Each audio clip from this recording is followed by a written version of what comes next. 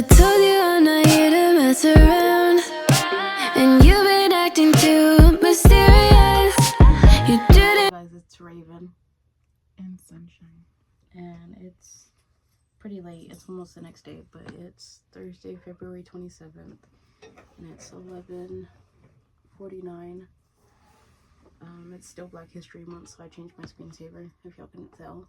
I think he was like one of the first Black guitarists. I need to look into it. I'm sorry if that is incorrect. Y'all can let me know in the comments down below. So let's get into it. What, Mamas? Oh, She's him crazy. she's talking back to me. Okay, so guys, the last video we tried snacks and everything. That one's already posted if y'all want to go watch that one. So, okay, back to the nursery rhymes. This is number 3 of the nursery rhymes.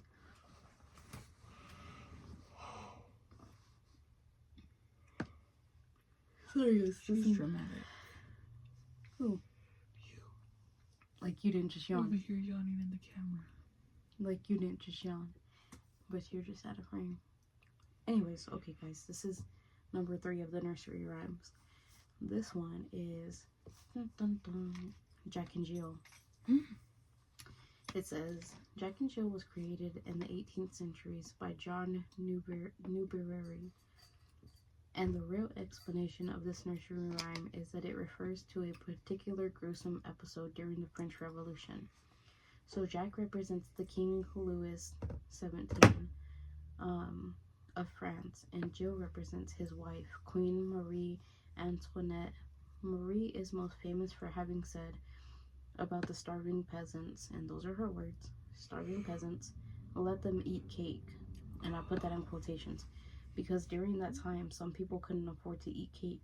It was only for rich people.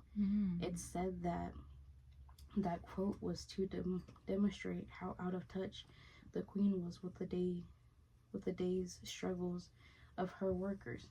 Okay, and the nursery rhyme, it tells the story of the execution of the king and queen in 1793 during the reign of terror of the French Revolution.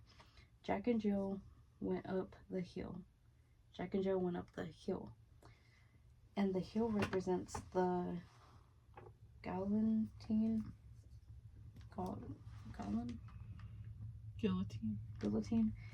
Jack, being the king, was beheaded first and lost his crown. And then Jill, the queen, came tumbling after. She was beheaded next after the king. So yeah, that was pretty much it, guys. That was short and straight to the point. So yeah, that basically tells the story without telling the story of the execution of the king and queen. So that was pretty crazy. But join us next week. No, I'm just kidding. Now I'm gonna pass the mic over to Sunshine. We do need to start using the mics though. We can. Okay guys, so the story that I'm going to be covering today is a story that I found on Reddit. And the user is... Yawns are contagious, so when I yawn, she yawns. Okay. So, the user says, I don't know what to do. I caused this. New Asha degree warrants. I don't know. I hope that that's how you pronounce her name. But it says text messages revealed possible admission of fault. Okay. So it says the anniversary of Asha Degree's disappearance is a somber reminder of the unresolved mystery surrounding her case. Asha was just 9 years old when she vanished from her home in Shelby, North Carolina on February 14th, 2000. Despite numerous leads and extensive investigations over the years, her whereabouts remain unknown, leaving her family and the community in continued uncertainty. Each anniversary brings renewed hope for answers, but also the painful sting of loss for those who have been searching for over 2 decades. That's sad. In honor of the 25th anniversary of Asha Degree's disappearance, the FBI released a new video, aimed at renewing the public's interest and urging fresh leads in the case. The video features law enforcement officials discussing their ongoing efforts to solve the mystery, and bring closure to Asha's family. Investigators emphasize the importance of any information, no matter how small, that could help uncover the truth behind Asha's vanishing. Oh. I'm trying to figure out what a decade is. I'm sorry. A decade's 10 years. Is it? Mm-hmm. Because it doesn't 12. Yeah, I know. So it's less than... What? A decade is 10 years. I'm sorry, guys. I'm slow and it's late. No, you're fine. Okay, so... Sorry. Continue. The release of the video marks a renewed push to solve the case and draws attention to the continued search for Asha. A push that seems to have been successful as new events and details concerning Asha's disappearance have been released to public, most of which center around one local family. Guys, I'm not laughing at the story because that's serious, but I'm hearing background noises. I hope y'all can't hear those too. You still? Yeah. Oh, okay. Okay, so it says by Cassidy John Cox and Brandy Beard, published February 18, 2025. Charlotte, North Carolina. Law enforcement believe a Cleveland County man and 2 of his daughters may have interfered with the investigation in the February 2000 disappearance of Asha Degree, according to recent search warrants. Also, guys, I hope you can hear me. I'm not trying to be too quiet, but against this wall, there's 2 children that are asleep. Wow. So, that we know.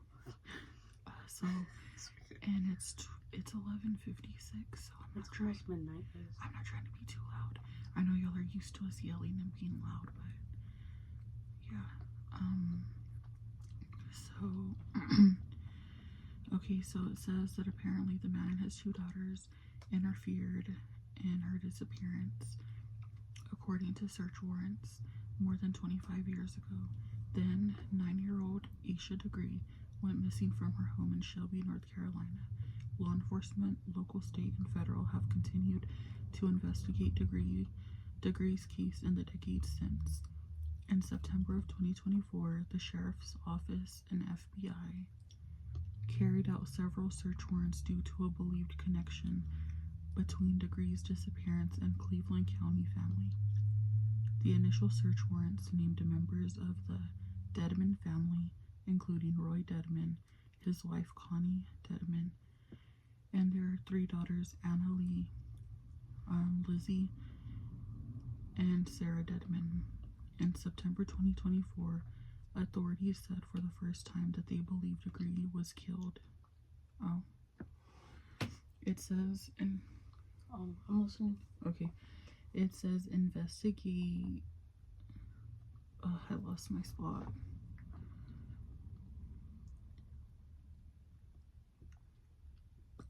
Investigators believe that the Dedman daughters may have played a role in Degree's possible homicide.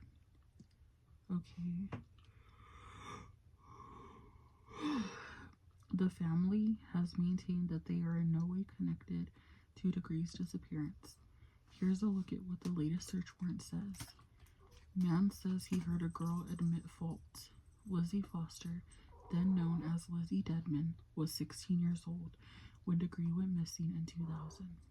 Sarah Dedman Capel, known then as Sarah Dedman, was 15 years old in 2000. The week after law enforcement searched the Dedman's property in September of 2024, a man went to the sheriff's office for an interview with investigators. He said that he occasionally went to bars and house parties with the 3 Dedman girls in the mid-2000s. The man told officers that one time he was at a house party with Foster and Dedman Capel. The man said he saw Foster was visibly upset and intoxicated. He said that at one point Foster said, "I killed Asha Degree." The man reported that Dedmon Capel then became stern and told Foster to shut the F up. Okay. Excuse me. The man told investigators that Dedmon Capel's behavior caught him off guard that night, since he had normally seen her be calm and nice. Oh, okay, normally he would see her be nice and calm. Sorry if I said that too fast. Later, the man told investigators that he was confident in his memory, that he was 100% positive of those moments. The man was later given a polygraph test based on the information provided, and officials said in the search warrants, although the polygraph results are not admissible in the state of North Carolina, the man was said to have passed probable cause for felony obstruction of justice. Okay. In the search warrants from February 13th, investigators with the Cleveland County Sheriff's Office say that they believe there is evidence to indicate that Foster Dedmon Capel and Roy Dedmon engaged in obstruction of justice in connection with Degree's disappearance. It did not appear that two women or their father had been arrested or charged with any such crime as of February 18th. Search warrants made public in September 2024 showed that investigators think Roy Dedmon's daughters were responsible for or involved in Degree's disappearance in 2000 because the girls were ages 16 years old and younger at that time. Investigators believe adult assistance from the parents, Roy and Connie Dedmon, would have been necessary in the execution or concealment of the crime, the sheriff's office say. Roy and Connie Dedmon were identified as suspects in Degree's case in 2024. Months after Degree... I'm so sorry. This is so unprofessional. Months after Degree... It is midnight, though.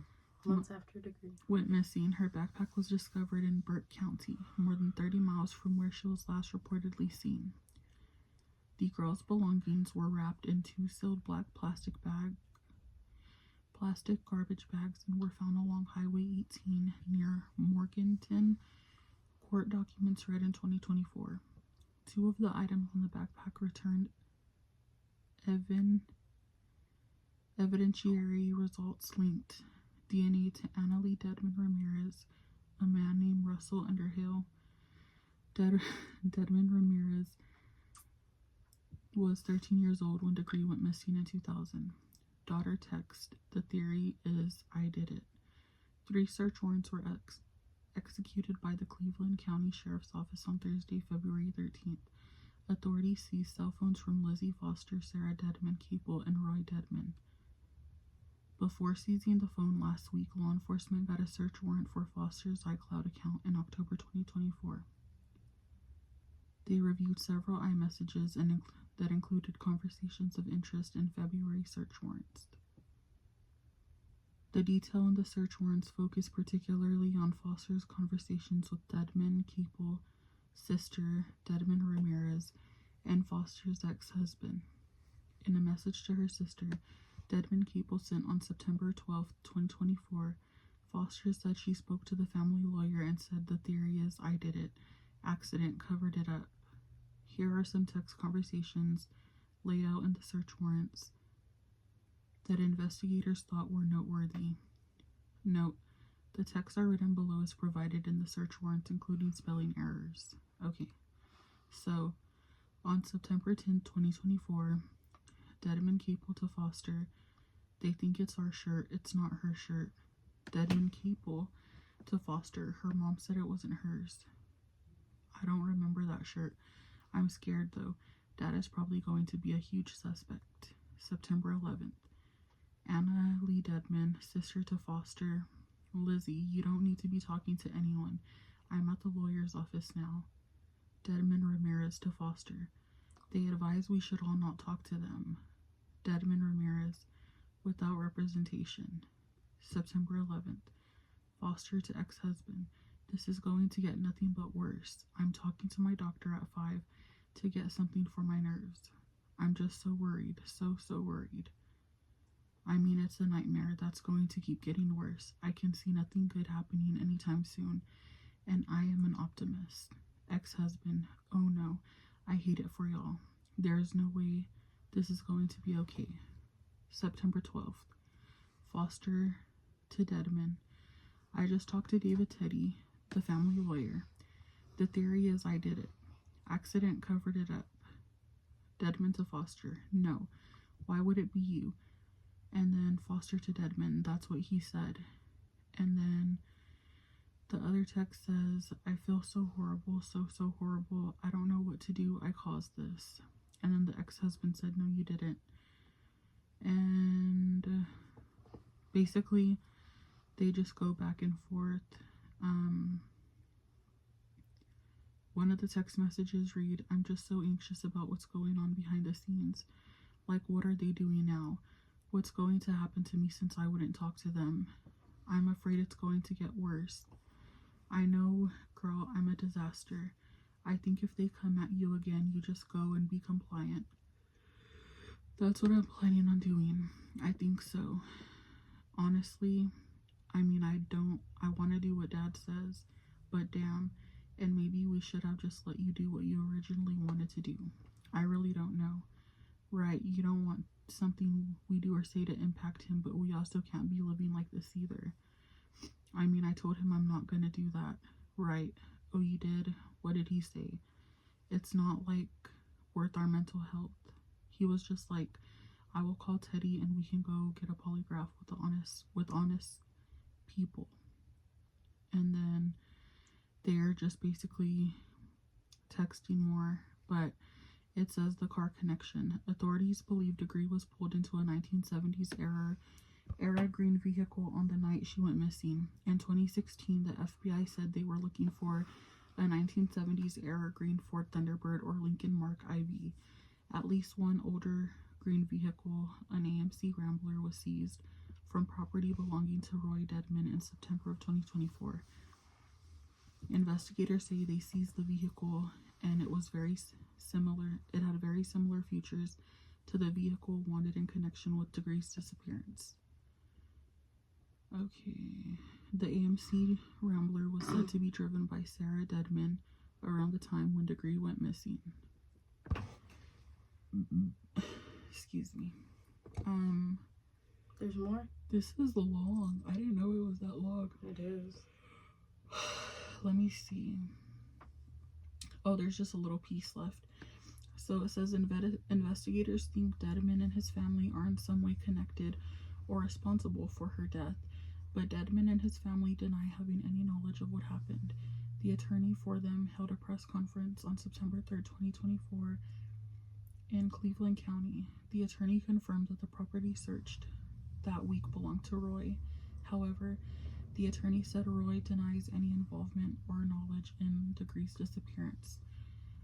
Search warrants did not appear to have any ties with her or her family, and the attorney asked the community to not jump to any conclusions. No human remains were found during police raids in 2024 in Cleveland County, and Roy Dedman's attorney in a press conference said that he may be the one who knows what happened to Degree.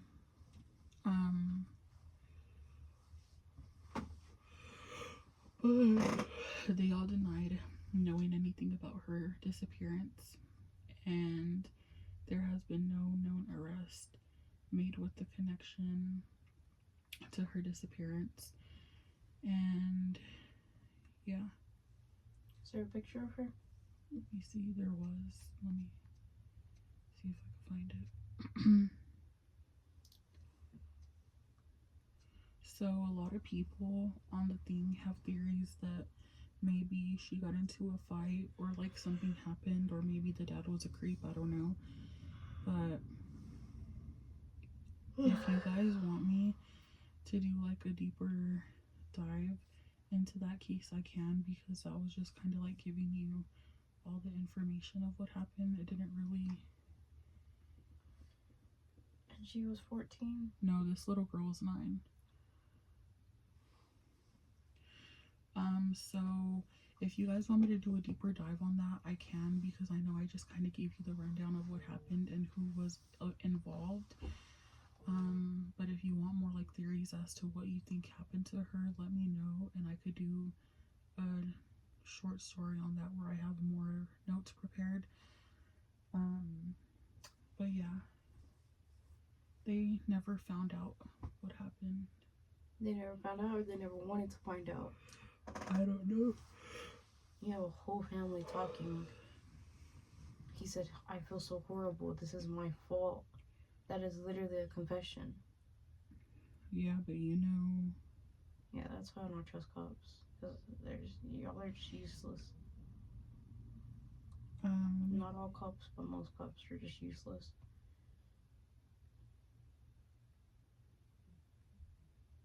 Okay. There's no way they're still going. Anyways. Are you ready for my next story? Oh, there's another one? Yeah, I told you I had to. Okay. This one shouldn't be as long as this one because it's not like a case. It's just a story, but...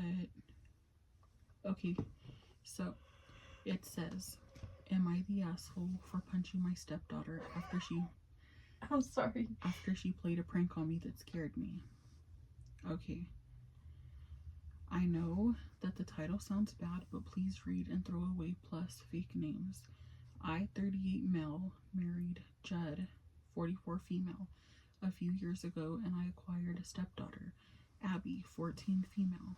As a result, I dated Judd when Abby was 8. I met her when she was 9 and married Judd when she was 10.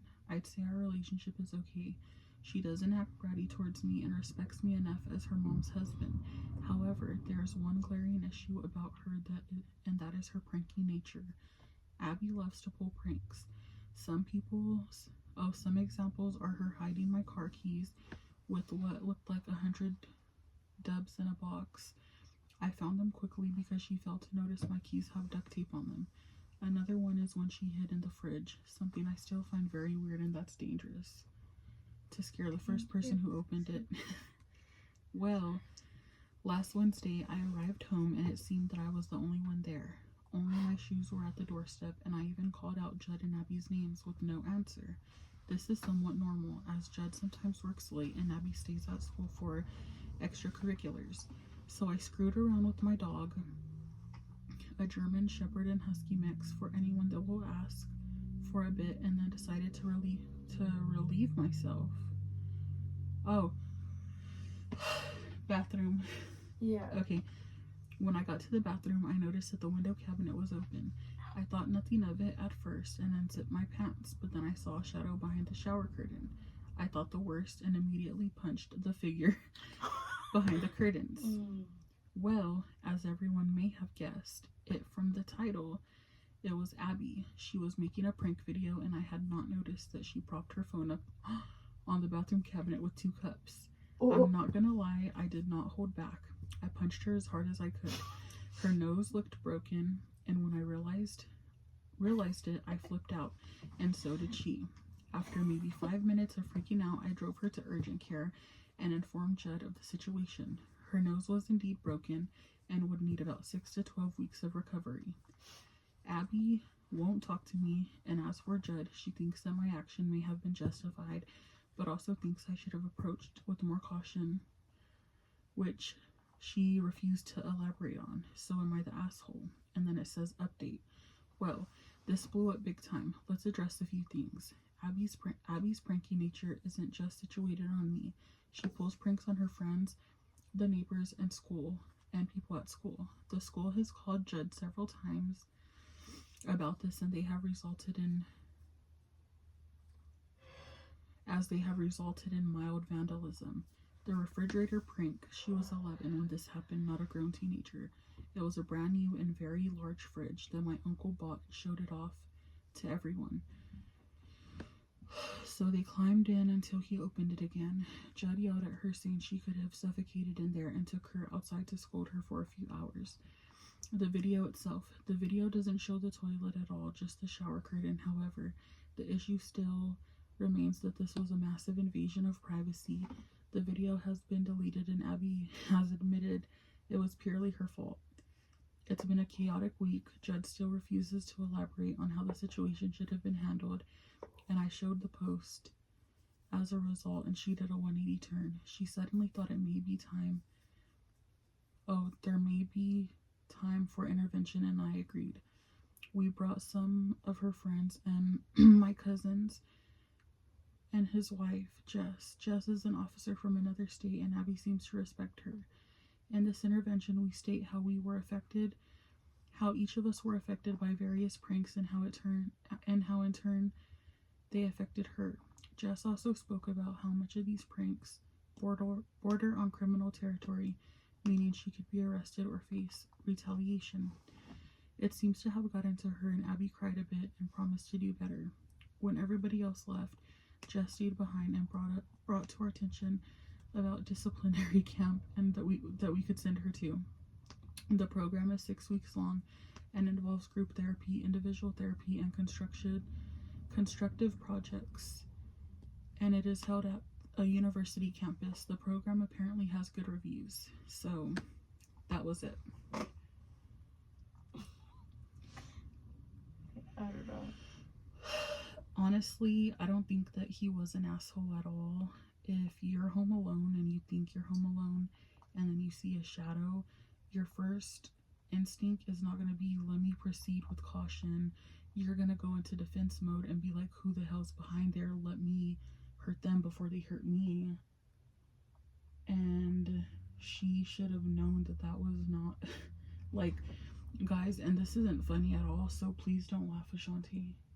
Raven, that's how you know I'm serious. Please don't laugh. I have to look up the exact case, but there was a case where I believe it was her boyfriend. I don't think that they were married, but he decided to scare her when she was coming home.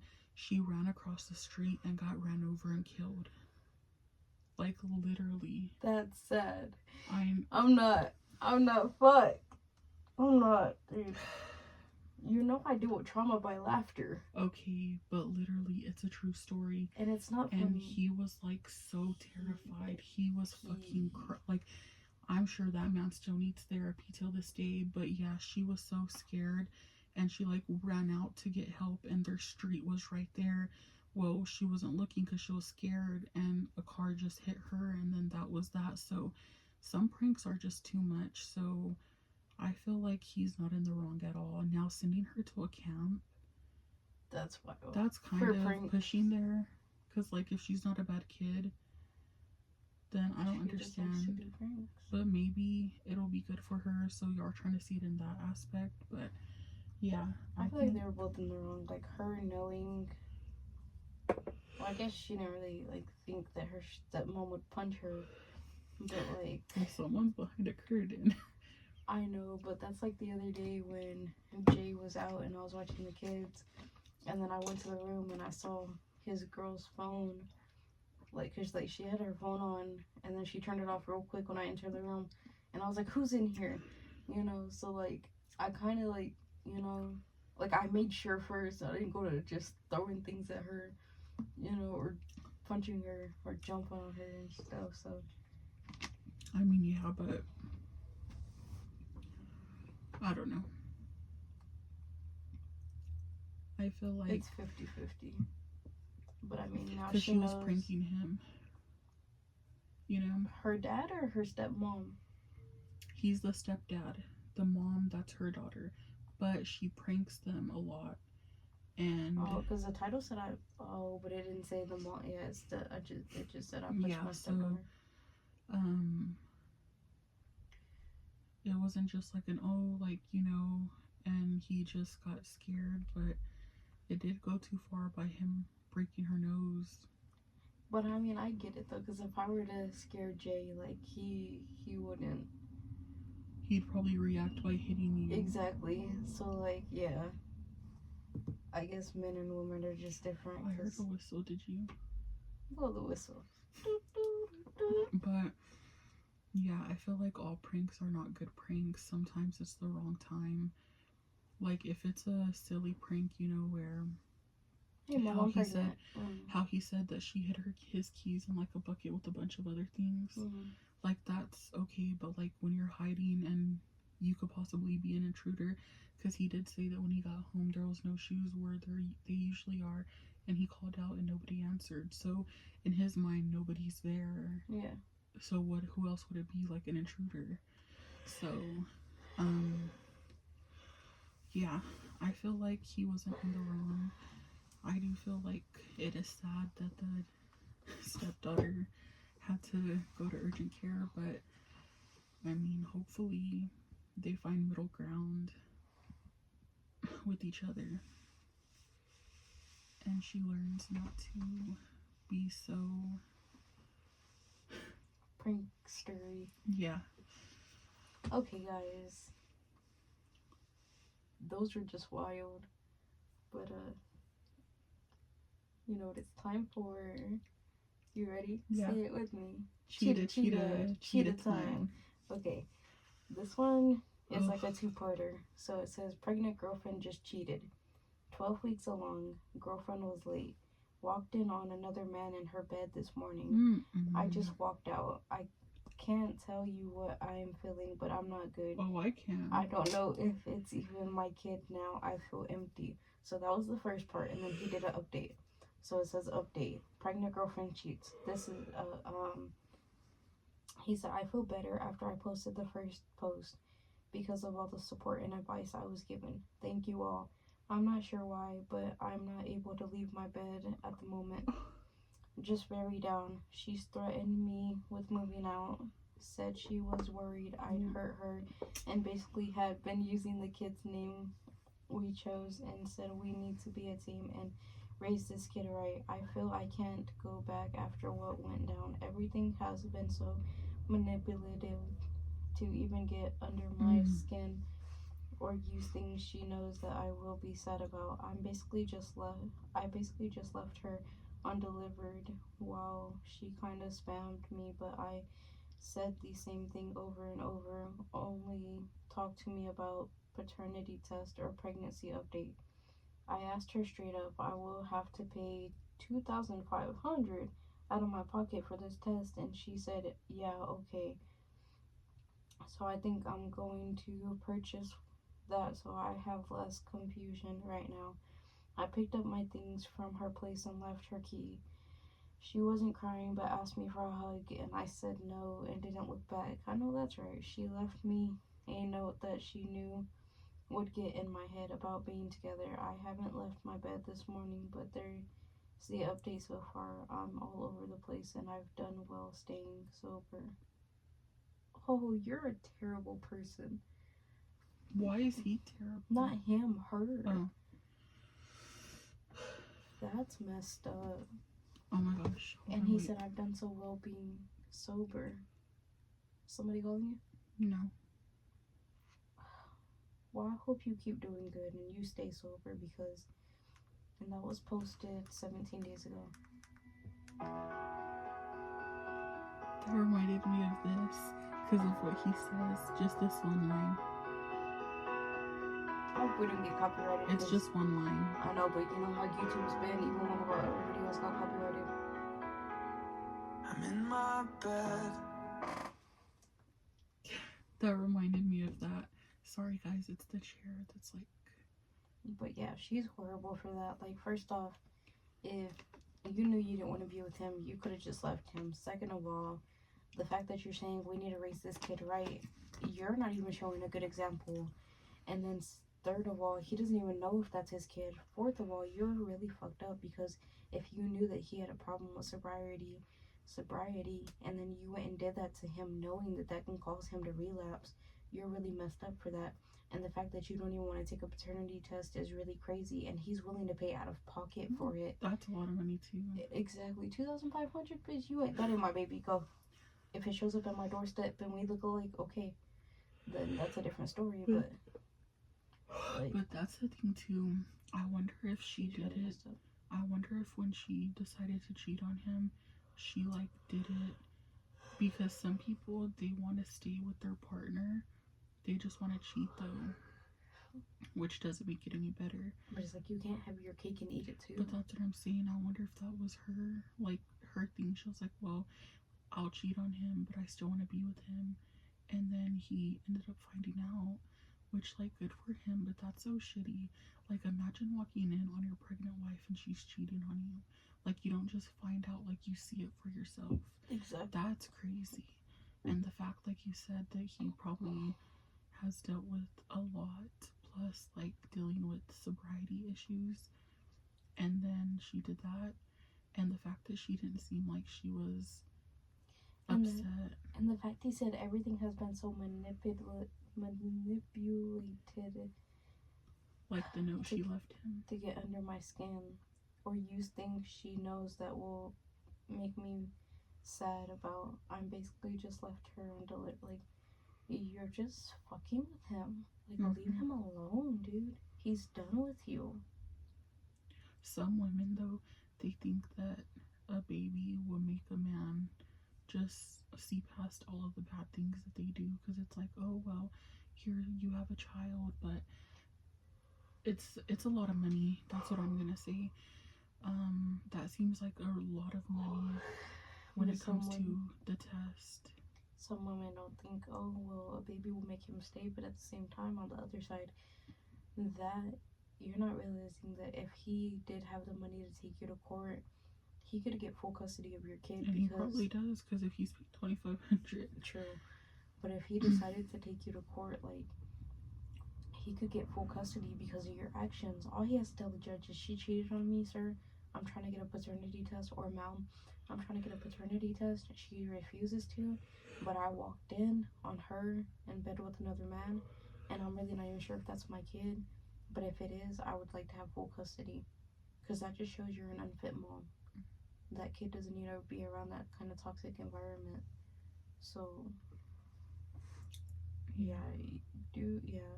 you did the right thing leaving her. You should not go back to her. Do the paternity test. Even if she's not willing to, then find a way to get her or convince her to. And if that's your child, take care of your child, which I know you will. Take care of yourself. Don't relapse, please. Like, you're doing so well. And yeah, just cut all ties with her if you can. I mean, if it's your kid, I know you can't just do that because that's the mom, but you know, do what you can to take care of yourself and your kid if that's your baby. Yeah, that's how I feel too. Some women, they'll use like being pregnant against you, and I'm not trying to be negative, but what if it isn't even his kid? And what if he has money, so she lied to him so that he could keep providing for her, and she won't have to worry about, like, being a single mother.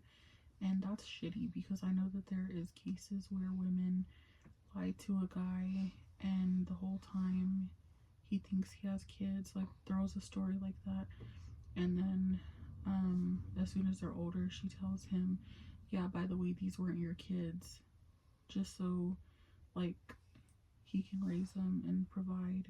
So, oh, are you talking about that white lady that was with that black man? There's been a few cases, but I know I used to watch the judge's show. I know there was one man, and he thought he had 3 or 4 kids with this woman, and she lied to him, and she was sleeping with, like, other men the whole time they were married, and so they weren't even his kids, but he provided for them, and he still does provide for them, because, like, he raised them, but I think it's called, like, paternity court or something.